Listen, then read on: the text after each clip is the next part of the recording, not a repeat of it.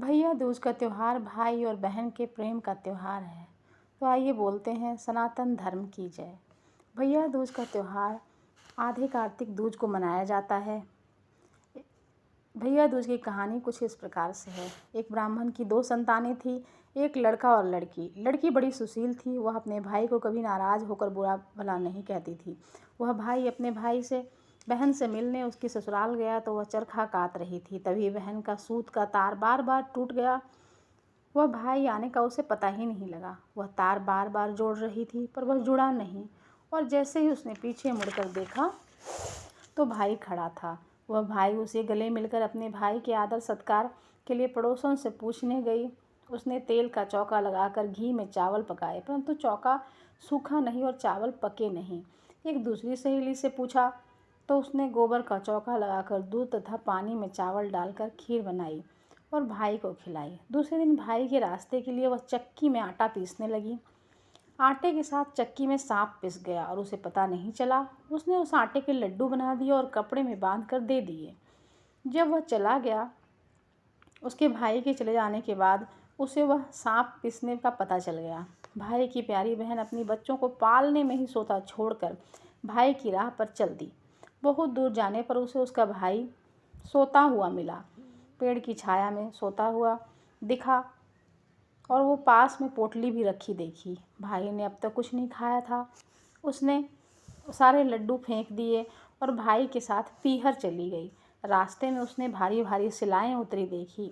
एक राहगीर से जब उसने इन सिलाओं के बारे में पूछा तो उसने बताया कि जो बहन अपने भाई से कभी नाराज़ नहीं होती, उसके भाई की शादी के समय ये उसके छाती पर रखी जाएगी। थोड़ी दूर जाने पर उसे नाग तथा नागिन मिले। नाग बोला, जिसकी छाती पर ये सिलाएं रखी जाएंगी उसे हम खा लेंगे। उपाय पूछने पर नागिन ने बताया कि भाई के सब काम बहन करे तथा भाई भावज को कोसकर गालियां दे, तभी वह भाई बच सकेगा।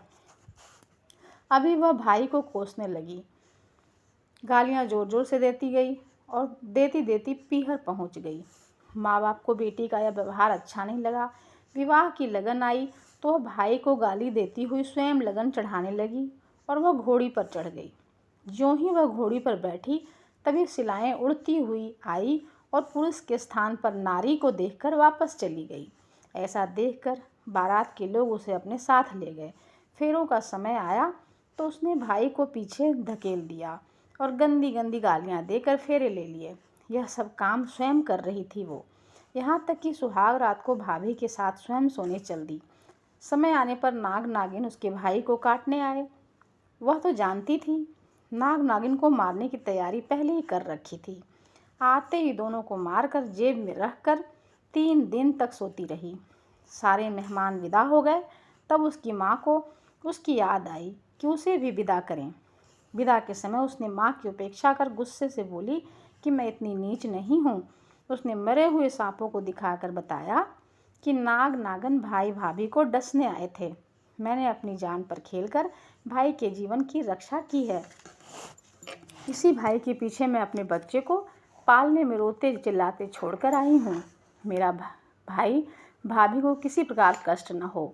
यह कहकर जब लौटने लगी तो माँ और भाई ने उसे रोका और आदर के साथ विदा किया। तो इस प्रकार भैया दूज की कहानी है जो भाई और बहन के प्रेम को दिखाती है।